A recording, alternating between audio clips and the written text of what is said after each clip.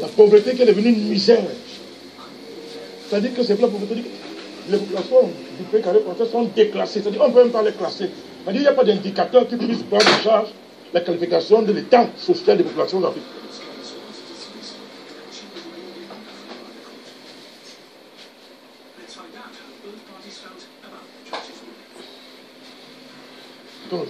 Parce qu'avant qu'on disait que tu es pauvre, on pouvait te quantifier. On pouvait te qualifier et dire que bon, ta pauvreté équivaut à ceci. Mais le niveau de déclassement des populations africaines est tel qu'on ne peut même pas les classer. Alors, tous les indicateurs de progrès des pays qui ne sont pas dans la zone franc sont supérieurs à ceux des pays de la zone franc. Donc, de quelle stabilité nous parlons? La stabilité de l'esclave. C'est ça qu'on nous parle. Donc la France stabilise la pauvreté, la misère, le déclassement. Ils sont restés inchangés, c'est ça? Non, vos mots sont polis. Non, vous ne prenez pas vos mots. Je n'aime pas les mots gentils. Moi, j'aime mon langage. Donc ça stabilise la pauvreté, la misère, la honte, l'indignité. C'est-à-dire ce qu'aucune population au monde ne peut accepter. Ce qu'aucun homme digne de son nom ne peut accepter. À savoir, je travaille mon argent, et on me dit que je suis mature pour gérer ça, quelqu'un d'autre, je me porte mon argent. C'est pire que l'esclavage. Donc, la garantie dont on nous parle, nous avons démontré que la France ne garantit aucune monnaie en Afrique. On va démontrer. Monsieur Bachir, même dans les transactions bancaires, il y a un besoin de marcher le compromis. Quand vous mettez une garantie dans une banque, elle est visible. Vous avez une garantie que personne ne voit. Quelle est la garantie que la France apporte aux pays africains? Dites-moi, c'est quoi? C'est des garanties, c'est quoi? Quel déjà vous la garantie là avec vous? Ce sont les devises que nous mettons en réserve contre l'opération que la France appelle la garantie. C'est la garantie française. Oui, j'attends que les docteurs, les produits de l'essence de base, qui viennent. Eh bien, quand nous invitent sur des plateaux, mandat, moi je veux venir parler avec eux. Moi je ne suis pas dirigeant d'économie, mais qui viennent en parler. Comme me démontre, où est la garantie que la France apporte au France CFA? C'est où? C'est où? N'hésitez pas. Donc la France est garantie avec sa bouche. Elle doit être une stop. Ce n'est pas de l'économie, ça. C'est du vaudou. C'est du vaudou. Dans le bon sens. Non, c'est du vaudou.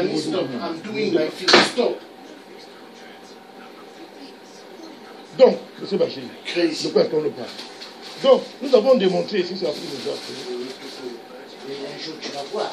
Le débat sur aujourd'hui, ce n'est pas de savoir si tu es en retard. Ce n'est pas le débat. Ceux qui sont en retard, à 6 heures de retard, nous on est à l'heure. Le débat est de savoir comment est-ce qu'un pays qu'on appelle la France a pu concevoir une telle monstruosité. Le vrai débat éthique, et l'éthique c'est l'économie. L'économie est aussi éthique, vous ne savez pas, je peux vous démontrer ça ici, mais ce n'est pas le débat du jour. Monsieur Bachir, le vrai débat est de savoir comment est-ce qu'un pays comme la France a pu concevoir une telle monstruosité. Voilà un pays qui, parmi d'autres pays occidentaux, prétend être un pays civilisé.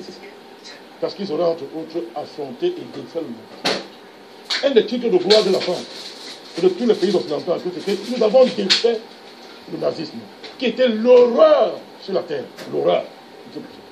Donc tous les pays occidentaux se vendent parce qu'ils disent que nous, on a combattu contre Hitler. Hitler est le mal incarné. Voilà pourquoi jusqu'à aujourd'hui, il y a le concept d'antisémitisme. C'est-à-dire que si vous traitez les juifs, entre guillemets, un peu comme Hitler l'a fait, on vous traite d'antisémite. Et ça arrive même très loin parce que l'espoir des gens juifs d'aujourd'hui juge votre pensée. Si vous avez une pensée, vous avez l'intention. Maintenant, il y a les intentions antisémites. Intention antisémite. On juge ça. On dit que toi, tu es antisémite. Tellement le mal avait été incarné par la personne d'Hitler. Mais monsieur Bachir, vous savez d'où vient le français, ce système-là? Eh bien, c'était le même système que Hitler avait imposé à la France. Non, moi, je parle de la France. Merci, docteur. C'est le même système nazi, là, que Hitler avait imposé à la France. Comment donc peut-on combattre Hitler? Si qu'on est contre le nazi, Bachir, et reprendre à son propre compte les méthodes de Hitler, à savoir reproduire sur le continent africain les méthodes de Hitler. Vous savez ce que ça veut dire? Vous savez ce que ça veut dire? Ça veut dire que la France est un pays nazi. Les dirigeants français sont des nazis. M. Macron est un petit nazi. que les ministériels français sont des nazis. Et vous savez, on ne négocie pas avec les nazis. On les écrase. C'est ce qu'ils vont faire avec Hitler. Ils ont dit avec Hitler, avec toi on ne négocie pas. C'est la défaite ou rien. Pourquoi nous demandons-nous de négocier avec une politique nazie? Mais il faut tenir compte du rapport de force aussi. Quel rapport de force?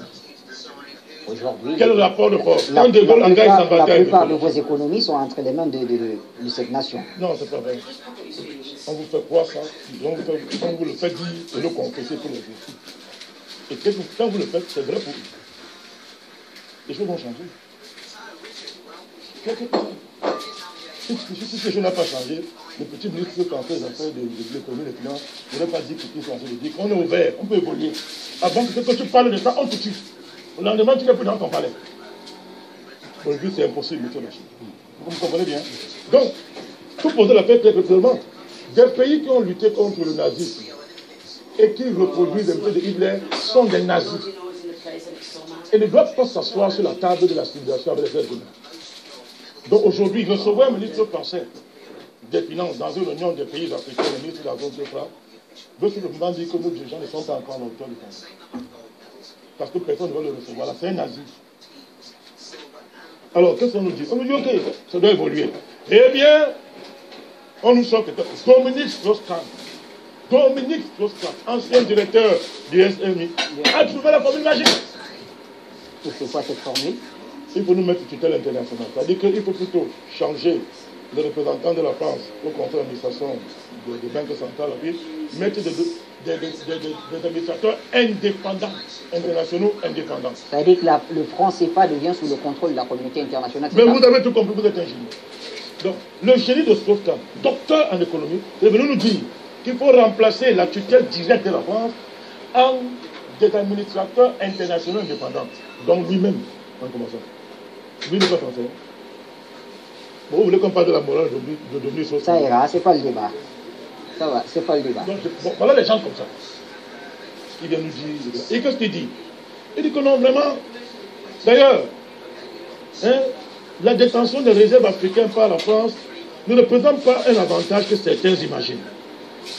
Écoutez-le, il va plus loin, il dit Paris en effet assume seul un risque financier non rémunéré pour lequel l'opinion africaine ne lui accorde guère de crédit et dont le bénéfice commercial est partagé avec toute la zone euro. Ça, c'est le franc CFA bénéficie à toute la zone euro. Can you leave me alone? It's going my test. Leave me alone. Leave me alone. La France est seulement le fardeau de l'homme blanc. C'est-à-dire que les Africains sont tellement médiocres et nuls. Et seulement sauvage que c'est un fardeau tellement lui apporté par la France que la France nous aime tellement apporter un fardeau qui ne lui apporte rien. Oh, la France est remplie d'un système. I'm going to. I think I looked at the cancer line down in my bed. There's cancer line up, I can't. It's not straight. On te dit quand même que non, tu veux qu'on te sauve, tu le vis. Mais on dit qu'il faut te sauver. Mais la France veut nous sauver sans notre avis. Dominique Strauss-Kahn dit que la France n'a aucun avantage. Donc il ne connaît pas l'expérience du Francfort. Comment est-ce que le Francfort, comment la France a pu faire à côté du Francfort si le fait de l'Uruguay à l'époque?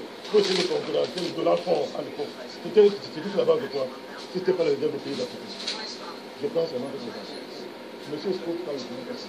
Et voilà les gens qui nous apportent des solutions sur ce sujet. On doit plus nous. Il n'est pas le seul, il y a des Africains. Il y a des Africains. Dont un de tes amis, dont tu m'as dit de faire le nom, monsieur Mathieu. Par contre, pour toi, je ne parlerai pas. Alors, mais lui, je ne parlerai pas. Alors, ils disent, ok, ben voilà. Voilà l'appropriation de la rue de cette question a favorisé la montée d'une vision populiste, parfois faussée. Vision populiste, c'est vous, hein? Voilà, parfois faussée. Et oblige donc les deux camps à converger vers une proposition de réforme. L'évolution du système devient non nécessaire et Dominique Strauss-Kahn se pose. Donc, c'est autorisé. Il s'appelle M. Carlos Lefebvre. Que pour moi, est-ce que nous avons pris quelqu'un de sérieux, ancien secrétaire député de la Commission économique des Nations Unies pour l'Afrique, qui avait dit non, je pense que c'est pas inacceptable. Nous, Can you leave me alone, please? Leave me alone. Donc oui, c'est mauvais. Mais à l'Europe, leave me alone. C'est à l'Europe de penser la réforme. Parce que nous, le père, nous disons dans le pays, on est dans le pays, on n'a rien à dire.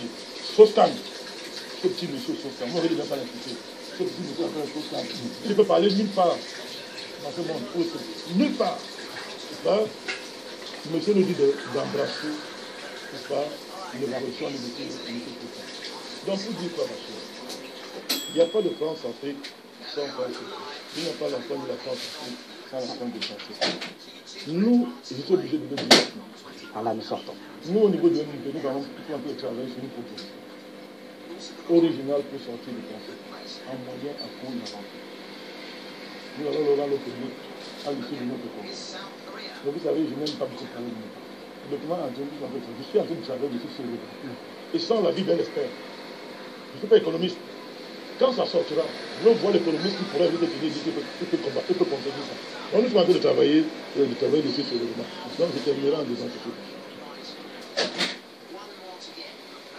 J'ai souvent dit ici qu'il n'est pas possible de sortir du français sans sortir de l'autonomie.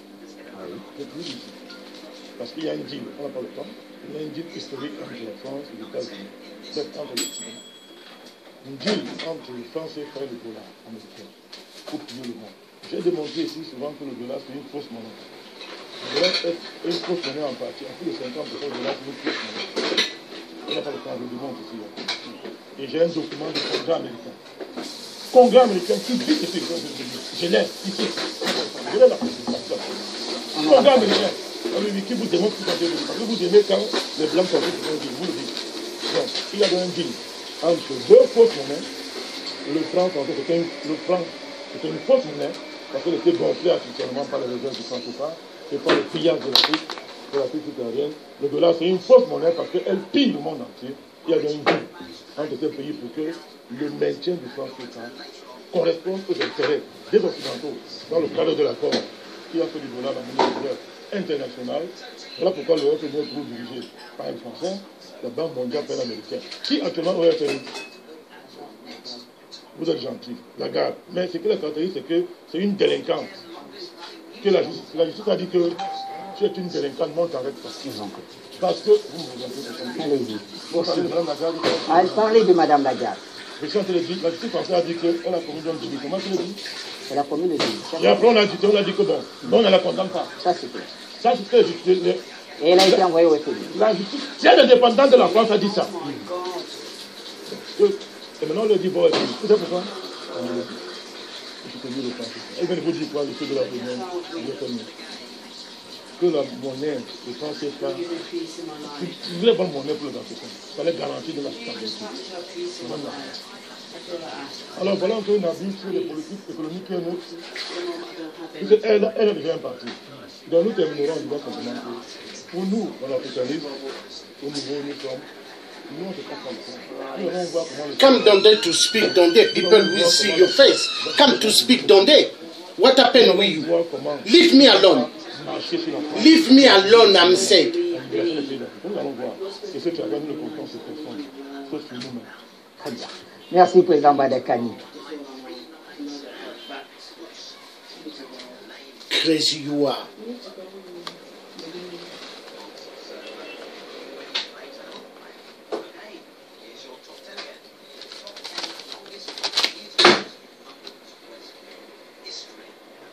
Projet de monnaie unique dans la...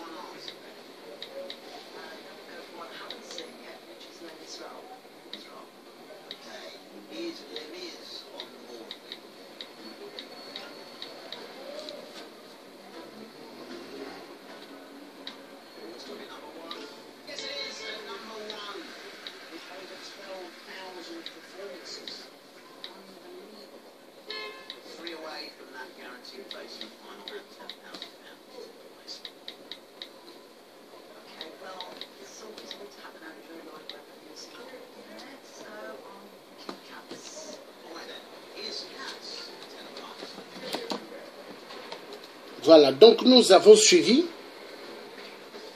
les parents africains qui ont parlé de la France Vincent Bolloré et du système politique français. Tous dans la mafia. Et il y a pas mal de mafias qui se déroulent en Afrique. Moi, le tiers africain, tout le temps je suis en colère. Parce que la France tue excessivement. Chez moi, au Congo, au Poul, la France tue en RDC. En RDC, il y a plus de 30 millions de morts. Et plus de 13 à 14 millions de femmes violentées sexuellement. Silence total. Nous avons vu, il y a 3 jours, comme ça, des images. Au Cameroun, comment on exécute les femmes et des enfants. Des images choquantes. Donc ça veut dire, le nouvel ordre mondial veut exterminer toutes les femmes et les enfants. Mais c'est pas pour rien. Ils ont appliqué leur loi bidon, le mariage pour tous, 2 hommes, 2 femmes. Mais le mariage pour eux. Parce que nous tous, nous ne sommes pas des francs-maçons, nous ne sommes pas des Illuminati. C'est la franc-maçonnerie, les Illuminati, qui tuent l'Afrique. La vérité doit être dite. Maintenant, nous allons passer sur les armes. On va suivre. Et après, on ira sur autre chose. Afin d'établir ce classement global, Firepower se base sur une 50aine de critères permettant, tant aux nations plus petites que celles plus avancées sur le plan technologique, de rivaliser avec une plus grande ou une autre moins développée. Le classement ne repose donc pas seulement sur le nombre total d'armes disponibles pour un seul pays, mais plutôt sur la diversité des armes dans le nombre total pour offrir un meilleur équilibre de la puissance de feu disponible. Par ailleurs, les stocks nucléaires ne sont pas pris en compte, même si leur existence ou une présomption sur la question procure un certain bonus dans l'évaluation de la puissance militaire. C'est à cette occasion que nous vous présentons le classement des 10 forces armées les plus puissantes d'Afrique 2018. Avant de commencer, abonnez-vous à ma chaîne et activez la cloche de notification pour ne plus jamais rater une vidéo. Voilà, c'est fait.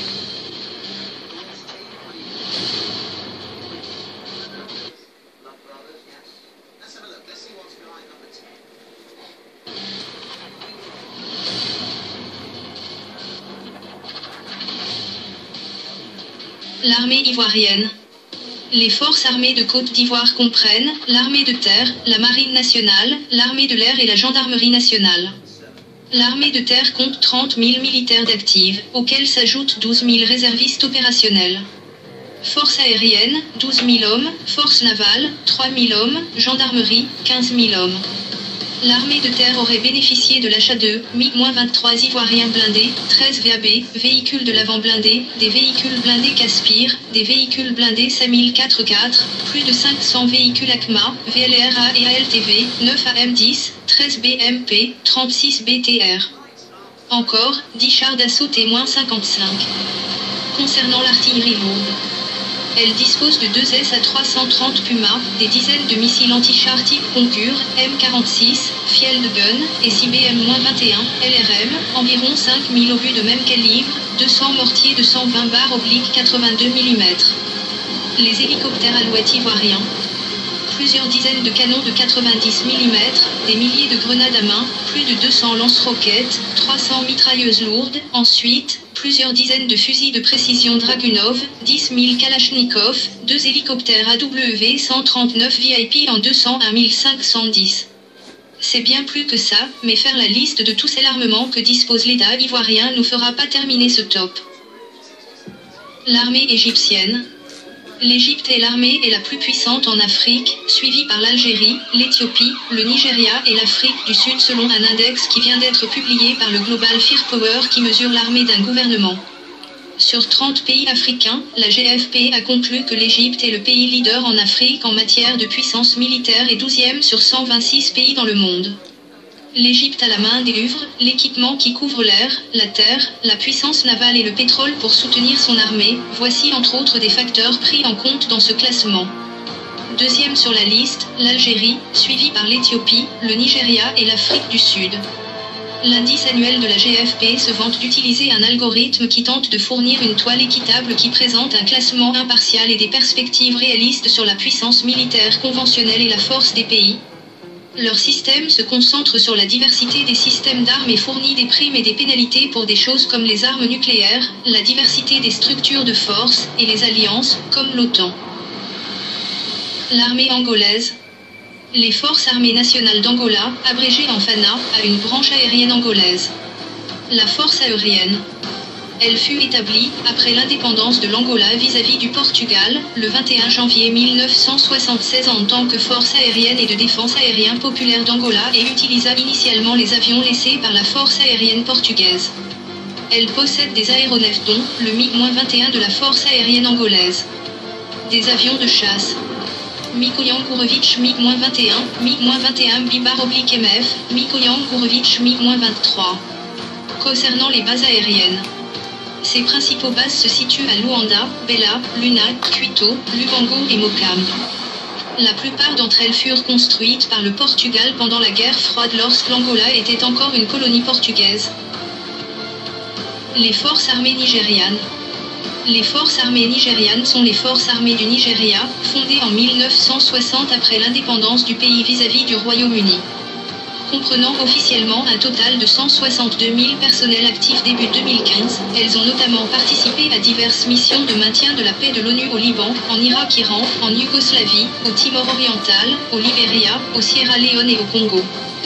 Plus récemment, le Nigeria a envoyé des troupes au Soudan en octobre 2004 dans le cadre de l'Union africaine, 1200 hommes au Mali dans le cadre de l'insurrection touareg et islamiste qui frappe le pays et intervient en Gambie en janvier 2017. Le Nigeria entretient par ailleurs une étroite coopération militaire avec le Pakistan, plusieurs de ses officiers étant en effet entraînés à l'Académie militaire du Pakistan et à l'Université de la Défense nationale à Islamabad. L'armée algérienne.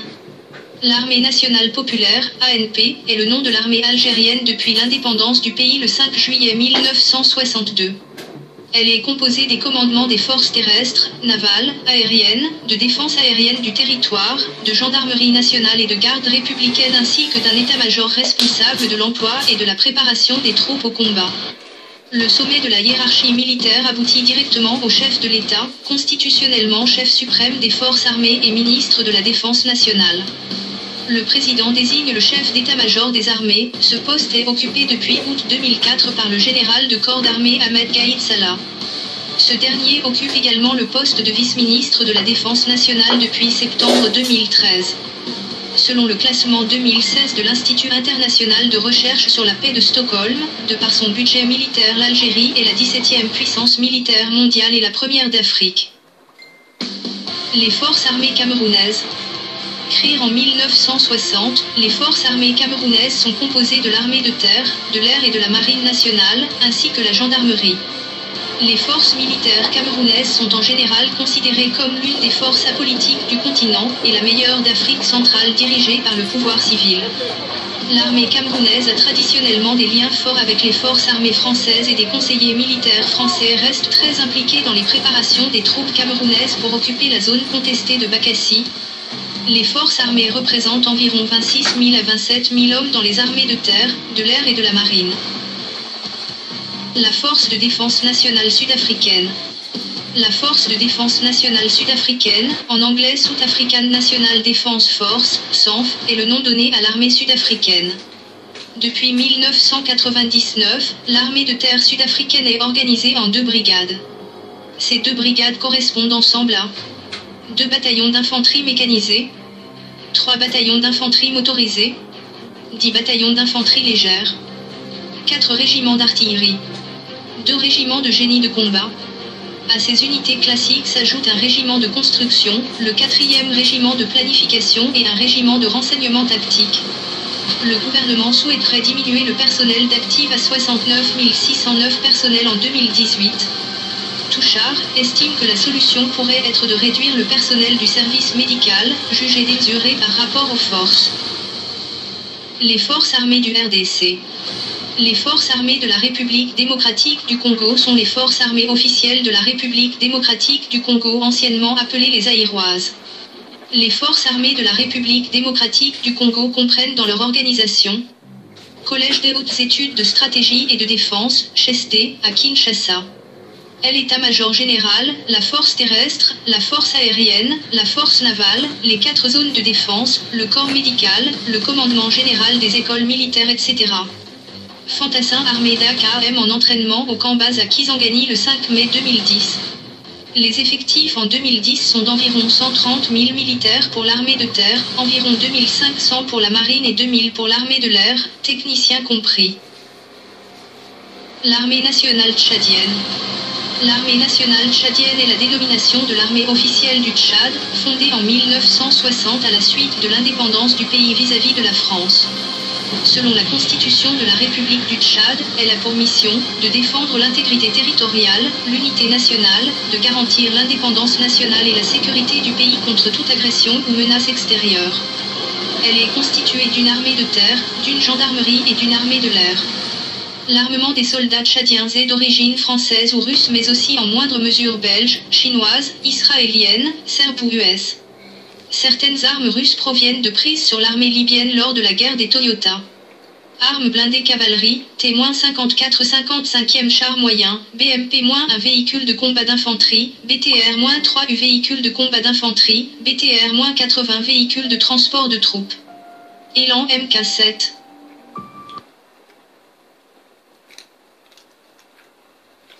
My baby whispers in my ear.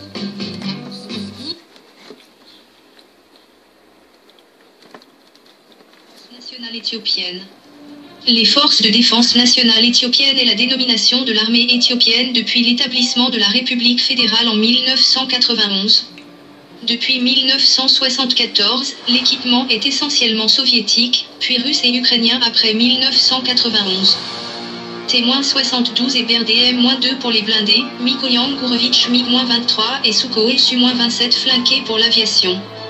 L'Éthiopie se fournit aussi auprès de la France pour ses hélicoptères Sud Aviation SA-316 Alouette 3 et Sud Aviation SA-330 Puma, auprès du Japon pour ses 4 Toyota Land Cruiser, de la Chine pour ses transports de troupes WZ-5232. Voilà, c'est tout pour cette vidéo. Laquelle de ces armées les plus puissantes d'Afrique trouvez-vous la plus puissante? N'oubliez pas de mettre un petit pouce en l'air si vous avez aimé la vidéo et de vous abonner à ma chaîne. David fait des tops, une vidéo chaque jour. Voilà. Donc les armes sont vendues en Afrique pour exterminer les peuples africains. Et les dictateurs ont des armes pour tuer le peuple africain, parce que c'est des francs-maçons. Maintenant, nous allons suivre quelque chose de très important.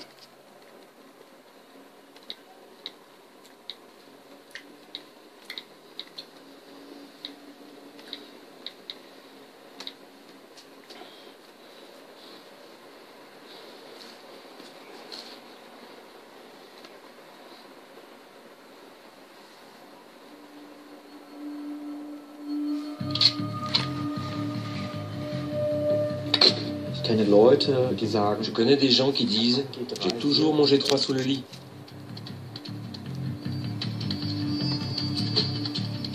À l'heure actuelle, entre 15 et 20 millions de fusils G3 circulent dans le monde sur tous les champs de bataille. Aujourd'hui, il y en a en Syrie, demain, il y en aura au Mali, et après-demain, encore autre part. Nous craignons que ce scénario se répète maintenant avec le G36. Ces armes sont en circulation, et elles sont utilisées pour tuer des gens.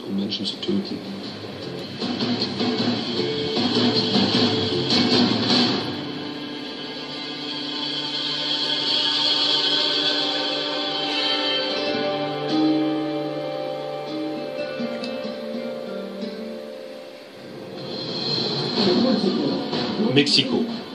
À l'occasion du défilé militaire du jour de l'indépendance, le ministère mexicain de la Défense fait la démonstration de sa force et de sa puissance de feu. Son armée est équipée d'un matériel à la pointe de la technologie. Le pistolet mitrailleur allemand MP5, le fusil d'assaut allemand G3 et le nouveau fusil d'assaut FX-05, un modèle proche du fusil d'assaut allemand le plus moderne, le G36. Le fusil G3 fait partie depuis plusieurs décennies de l'équipement de base des forces armées mexicaines. Depuis 1979, il est fabriqué sous licence directement au Mexique. Le G36, fabriqué par la firme Heckler & Koch, est l'arme standard de l'armée allemande. Il a commencé à être exporté vers le Mexique en 2002. L'Allemagne est le troisième exportateur d'armes à l'échelle mondiale, derrière les États-Unis et la Russie. Chaque exportation est soumise à des règles strictes. La vente du G36 au Mexique a elle aussi dû faire l'objet d'une autorisation. Les armes ont été fournies au gouvernement mexicain sous certaines conditions. S'agissant de gouvernements jouissant d'une légitimité démocratique et s'engageant dans le cadre de conventions, on doit pouvoir s'attendre à ce que, en tant que partenaire contractuel, ils veillent à respecter leurs engagements. Le Mexique est-il un partenaire digne de confiance ? Là-bas, les forces militaires et policières font partie du décor, et les conflits armés dominent la vie quotidienne. José Rodríguez Gallardo, ancien général qui milite désormais pour les droits de l'homme, compte aujourd'hui parmi les plus vifs détracteurs de l'armée mexicaine. Selon moi, et d'après mon expérience, l'armée mexicaine est l'une des institutions les plus corrompues du Mexique. Dans sa vidéo de propagande officielle, le SEDENA, le ministère mexicain de la Défense, se présente sous son meilleur jour. L'ancien général voit les choses d'un autre œil.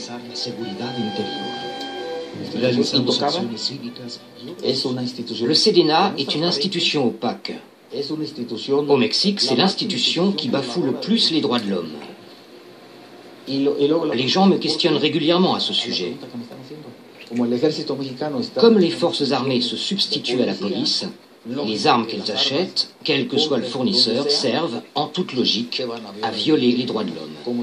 Et tout ceci est démontré et prouvé. Un contrôle est nécessaire.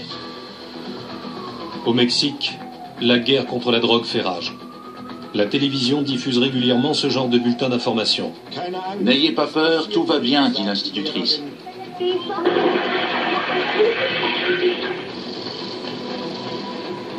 Pour détendre l'atmosphère, elle leur propose de chanter une chanson. Les enfants sont finalement évacués de l'école. Les tirs croisés entre forces de l'ordre et narcotrafiquants ont duré plusieurs heures. Les ONG signalent des pratiques étatiques arbitraires, des cas de torture, des homicides et une corruption policière endémique. Depuis 2006, la lutte contre le trafic de drogue au Mexique a fait plus de 70 000 victimes. La police est équipée d'un matériel de pointe, notamment des armes allemandes, le fusil d'assaut G3, le pistolet mitrailleur MP5 et depuis peu, le fusil d'assaut G36. Jürgen Gresslin, farouche opposant à la prolifération des armes, entend bien stopper ce commerce meurtrier. Le G36 est l'une des armes légères les plus mortelles, sinon la plus mortelle sur le marché. Avec ce fusil, on peut mutiler ou tuer quelqu'un à une distance de 300, 400, voire 500 mètres. Qui fabrique ces armes? la firme allemande Heckler & Koch, située à Oberndorf dans le Bade-Württemberg. C'est elle qui exporte le G36 vers le Mexique. Le Mexique est la démonstration par l'absurde de la nouvelle doctrine allemande. Pendant des décennies, on avait coutume de dire on peut vendre des armes à tel ou tel pays parce que la situation des droits de l'homme y est stable, ou parce que c'est un pays ami. Ou au contraire, on disait pas de livraison d'armes dans ce pays parce qu'il viole les droits de l'homme ou qu'il est en proie à la guerre civile. Il se trouve que le gouvernement allemand a rompu avec cette doctrine. L'Office allemand de l'économie et du contrôle des exportations. Chaque exportation allemande d'armement doit faire l'objet d'une autorisation et elle est soumise à ce qu'on appelle un certificat d'utilisateur final. Toute transmission d'armes à des États tiers est exclue. En 2005, la firme Heckler & Koch sollicite l'autorisation d'exporter le G36 vers le Mexique. Même si la guerre des narcotrafiquants y sévit depuis des années, le gouvernement allemand accorde l'autorisation d'exportation avec toutefois certaines restrictions. La livraison d'armes est interdite dans 4 États du Mexique particulièrement instables. Mais à partir de là, qui est responsable? Le fabricant d'armes? Le ministère mexicain de la Défense? Imaginons que le Mexique dise à un gouvernement européen « Nous vous vendons du pétrole, mais vous ne devez pas l'utiliser à des fins militaires. » C'est ridicule. Wolf-Dieter Vogel est journaliste. Il vit depuis longtemps à Mexico. Il enquête aujourd'hui sur le fameux G36.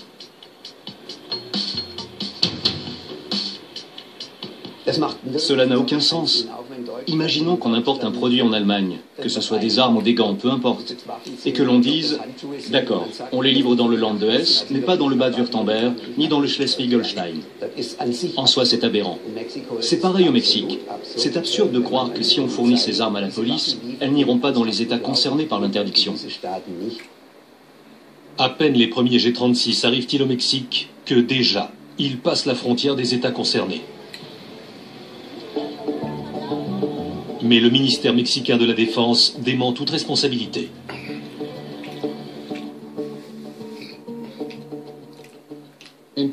L'entreprise Heckler & Koch est présente au Mexique depuis plus de 25 ans. Et depuis toutes ces années, nous n'avons eu connaissance d'aucune restriction, ni de la part de cette dernière, ni de la part d'une quelconque autorité gouvernementale allemande, ni de la part de l'ambassade d'Allemagne au Mexique. C'est pourquoi ce sujet nous a surpris, car comme je l'ai déjà dit, à l'heure actuelle, nous n'avons connaissance d'aucune restriction, qu'elle soit officielle ou officieuse. Dans un courrier officiel, le ministère mexicain de la Défense confirme que près de la moitié des fusils G36 importés d'Allemagne ont effectivement été livrés dans les États concernés par l'embargo. En Allemagne, ils ne veulent pas de scandale, voilà tout. Mais ils veulent vendre leurs armes. À cet égard, ils imposent leurs conditions en matière de respect des droits de l'homme. Ce à quoi les Mexicains répondent, nous y veillerons. Mais, en fin de compte, les affaires sont des affaires. Le Mexique a-t-il dupé le fabricant allemand? Ou bien ce dernier a-t-il introduit des armes de façon illégale dans les États soumis à l'embargo? Les dirigeants de Heckler & Koch affirment respecter la législation allemande. À l'automne 2009, un employé de Heckler & Koch est venu me voir, totalement désespéré, en me disant que son entreprise au Mexique menait des activités illégales. Il était mêlé à l'affaire puisqu'il était l'un des 4 employés qui avaient organisé sur place l'acheminement des armes jusqu'aux États concernés. J'ai mené une enquête approfondie en réalisant beaucoup d'interviews et en épluchant des tas de documents. Cela m'a permis de constituer une plainte qui a été déposée le 19 avril 2010. En novembre 2011, des perquisitions sont effectuées au siège de Heckler & Koch, à Oberndorf. La police saisit des documents et interroge plusieurs employés. Le parquet de Stuttgart ouvre une enquête. Un communiqué publié par la direction de l'entreprise crée alors la surprise. 2 employés de longue date viennent d'être licenciés. Ils auraient à répondre en personne de l'acheminement des armes dans les États concernés. D'après mes informations, chaque déplacement effectué au Mexique en rapport avec les G36, par exemple les voyages de formation ou les négociations avec le ministère mexicain de la Défense, tout cela devait être validé par la direction de l'entreprise. Par conséquent, il est assez improbable que ces deux employés assument seuls la responsabilité de l'affaire. Cela me semble plus que douteux.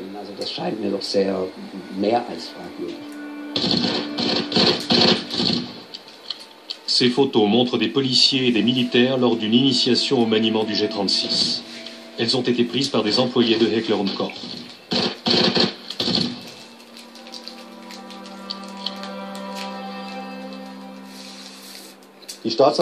À l'issue de 2 perquisitions, le parquet de Stuttgart se trouve maintenant en possession des factures et des notes d'hôtel relatives à ces stages d'initiation.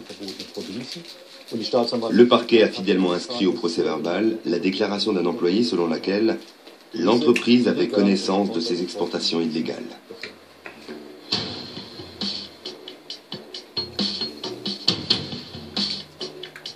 Il existe aussi des documents prouvant que des employés de Heckler & Koch ont travaillé là-bas. Notamment un document de la police de l'État de Jalisco attestant que des employés de Heckler & Koch ont initié les policiers au maniement du G36. Or, cette arme n'est pas censée circuler là-bas. Il s'agit effectivement d'une attestation d'initiation au maniement du G36, dispensée en 2008 par Heckler & Koch au sein de l'Académie de police de l'État de Jalisco. Les transactions ne sont pas transparentes, comme souvent au Mexique, mais aussi en Allemagne. Le gouvernement mexicain déclare avoir reçu 10 000 armes, alors que le gouvernement allemand reconnaît en avoir vendu 8 800. Certaines informations ne sont pas transmises. Et ce qu'il nous faut découvrir, c'est ce qu'il est advenu de ces armes. En effet, le Mexique confirme qu'il a réceptionné précisément 9652 fusils G36, soit 942 de plus que le quota autorisé. Nous avons demandé des éclaircissements à la direction de Heckler & Koch, qui n'a pas souhaité nous répondre.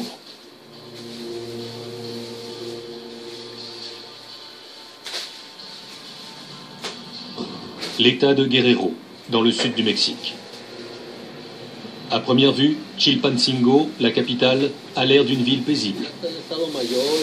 En réalité, c'est une plaque tournante du trafic de drogue, et le quotidien y est tout sauf tranquille. Vidulfo Rosales, avocat mexicain, mène avec quelques confrères un combat contre la violence dans la région.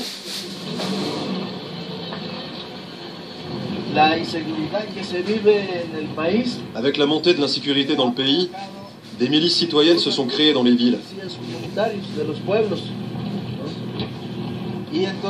L'armée tente de les neutraliser.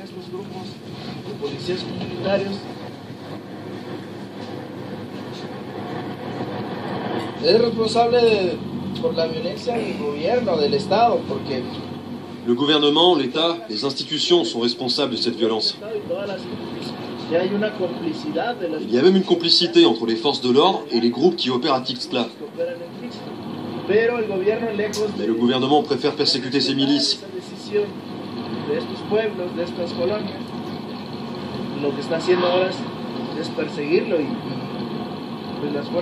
La police fédérale utilise des armes qui ont été pensées pour des conflits armés, pour des guerres, et non pour des conflits politiques et sociaux.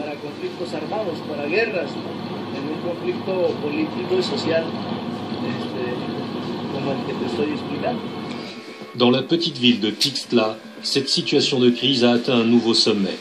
Chaque jour, les affrontements font rage entre les barons de la drogue, les militaires corrompus, la police fédérale et la population locale qui s'est organisée entre-temps en milice citoyenne.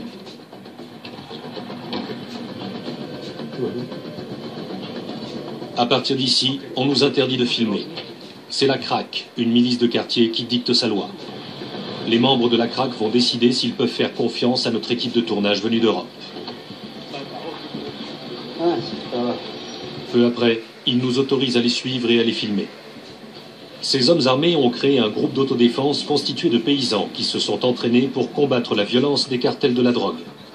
Soutenus par une large fraction de la population, ils contrôlent aussi d'autres villages de la région.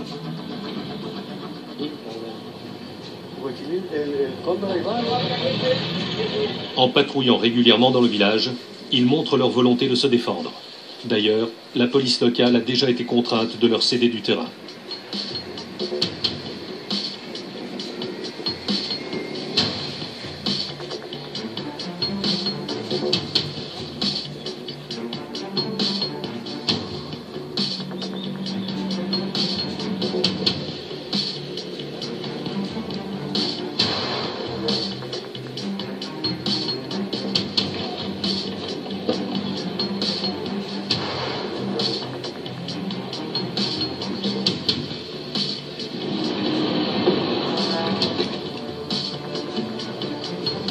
La milice de quartier se déplace toujours à bord de convois armés.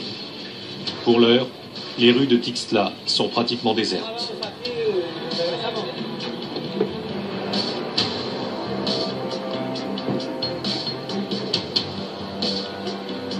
Les forces de police sont omniprésentes, encagoulées, équipées de tenues de combat et de fusils d'assaut.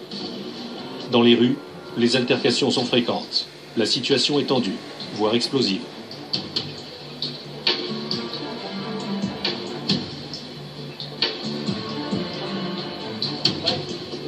La CRAC a établi son quartier général sur les hauteurs de la ville. Cette milice est née du désespoir et de la révolte des citoyens face aux pratiques arbitraires de la police et de l'armée, toutes deux corrompues. Les citoyens veulent échapper aux joues du crime organisé et protéger leurs biens. Pour cela, ils se réfèrent à la Constitution du Mexique. Les membres de la CRAC fabriquent eux-mêmes leurs fusils de chasse à partir de tuyaux d'évacuation et de pots d'échappement. Manifestement, c'est avec ces armes de fortune qu'ils se défendent, tandis que leurs adversaires, la police, l'armée régulière et les cartels de la drogue, sont dotés d'armes sophistiquées.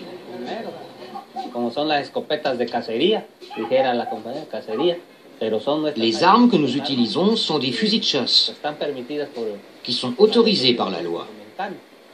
Nous ne possédons pas de gros calibres, comme on a pu l'entendre dire. Nous respectons la loi. Tout ce que nous le faisons conformément à la loi. L'armée est mêlée au crime organisé, au narcotrafic. Et nous, lorsque nous délimitons un territoire communautaire, nous ne permettons plus à ces groupes d'y pénétrer.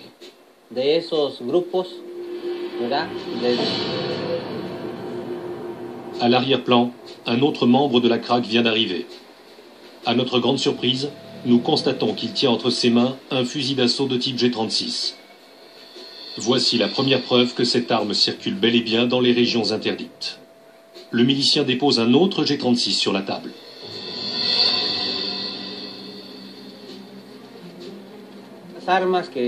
Les armes que vous voyez ici ont été prises à la police municipale.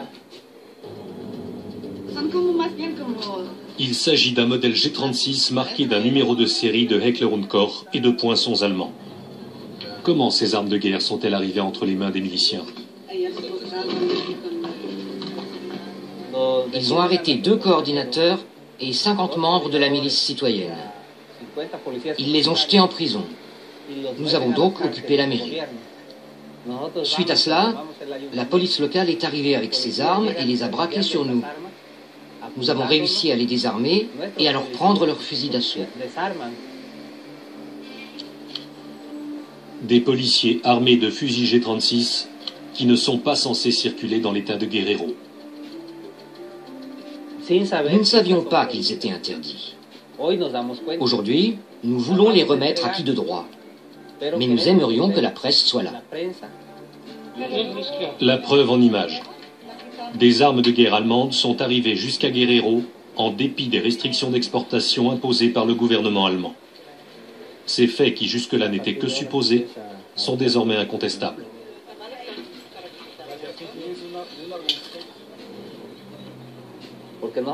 Nos fusils nous suffisent. Nous voulons simplement que nos compagnons soient libérés. Quelques jours après cet entretien, Gonzalo Molina, le chef de la CRAC, sera arrêté pour détention illégale d'armes et emprisonné dans un autre État pour avoir, selon la thèse officielle, violé la loi relative aux armes de guerre. Hey. Mira, métete ahí, mira.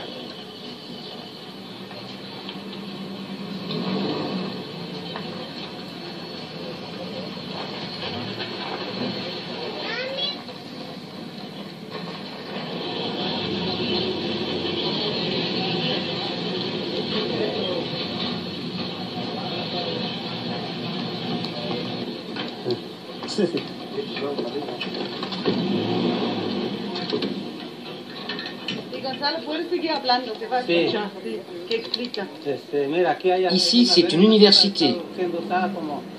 Les locaux servent également de foyer. Beaucoup de gens y sont logés. C'est dans cette université que sont formés les futurs enseignants de la région. Début décembre 2011, ils ont manifesté pour de meilleures conditions d'études. On s'est demandé ce qu'on allait faire et comment. On a décidé de bloquer l'autoroute d'Acapulco. Il n'y a eu aucune négociation, rien de concret. On était prêt à mettre un terme au blocage et à rentrer chez nous à une condition. On voulait simplement que le gouverneur se déplace et qu'il arrange la situation, ou qu'il nous donne un peu d'espoir. Les forces de police sont intervenues, équipées de fusils, de casques et de gilets pare-balles.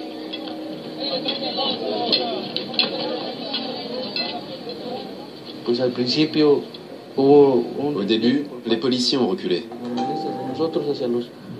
On est parvenu à les déloger.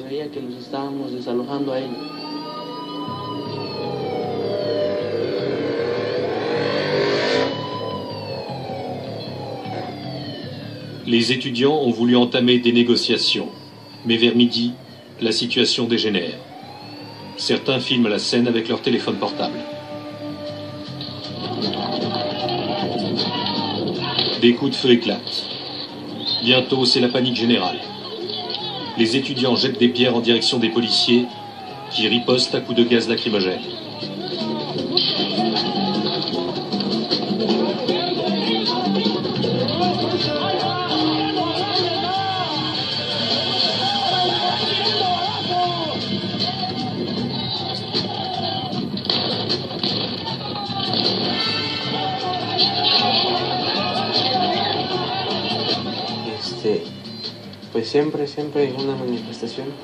On s'attendait à prendre des coups par les hommes des brigades anti-émeutes. Mais jamais on n'aurait imaginé que des policiers armés ouvriraient le feu sur nous.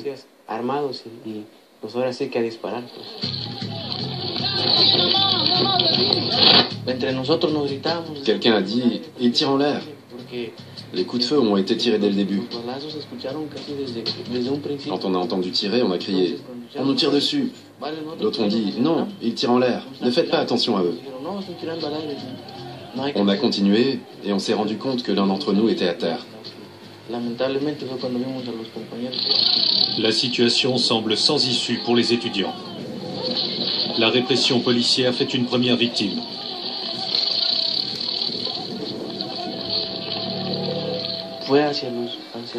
L'un d'entre nous est allé voir la police pour demander de l'aide, parce qu'on lui avait tiré dessus. Les copains nous ont rapporté que la police lui avait dit de partir, s'il ne voulait pas que la situation empire pour lui.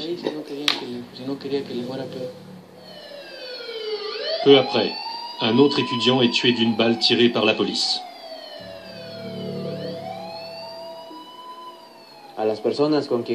Tu as partagé beaucoup de moments avec ces personnes.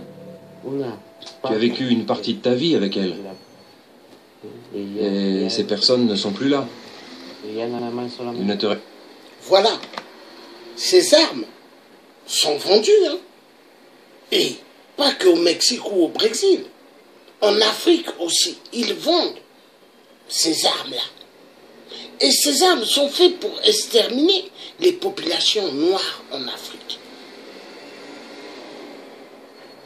Oui. Et quand vous allez bien fouiller qui est derrière ce business, Vincent Bolloré. Vincent Bolloré et d'autres multinationales. Les fouteurs de troubles en Afrique. Oui. Nous avons vu tout à l'heure les armées africaines qui ont des armes. Mais des armes pas pour protéger les populations, mais pour détruire les populations africaines. Oui. Et ils ont même fait voir la RDC. Voilà. Hein? Maintenant, nous allons repartir sur Bolloré. Parce que Bolloré, c'est important. Bolloré, c'est très important. Bolloré, il fout la merde dans toute l'Afrique. Oui. Car, qui dit Vincent Bolloré, dit la France-Afrique. Vincent Bolloré, Canal+, à Paris. Mais Vincent Bolloré, Canal Afrique, qui n'est que qui n'est que une société écran pour des détournements immenses du fric, l'argent du peuple africain. Voilà pourquoi en Afrique, il n'y a pas de construction de collège, de primaire, d'université. Il n'y a pas. Il n'y a pas de robinet d'eau. Les familles sont obligées de faire des kilomètres avec des bidons jaunes, des bidons bleus. L'Afrique devient le terrain des bidons jaunes, bidons bleus. Au XXIe siècle, la honte. Et les dictateurs, ils ont des domaines éparpillés dans le monde. Ils ont des appartements luxueux, des pavillons, des immeubles. Au Québec, aux États-Unis, ils ont des biens partout. Le monde va mal. Il est temps que les Africains ouvrent bien les yeux, qu'ils puissent comprendre que, assez aux jeux machiavéliques de cette communauté internationale qui sont en train d'exterminer le peuple noir. L'Afrique devient leur terrain, terrain des meurtres, terrain pour balayer le peuple. Ils aiment cela. Oui, ils aiment cela. Et ils sont fiers. Hein? Ils sont fiers. Hein? Donc nous allons voir l'homme d'affaires. L'homme d'affaires, Vincent Bolloré. Bolloré le puissant. Oui, nous allons voir. C'est très important. Hein? Les gens, soi-disant hommes d'affaires, soi-disant celui qui se fait beaucoup d'argent, mais en tuant le peuple noir. Et ça marche, hein? Bolloré, le bien-aimé de la France. Est-ce que Bolloré donne du travail aux Français? Est-ce que Bolloré donne des logements aux Français? Non.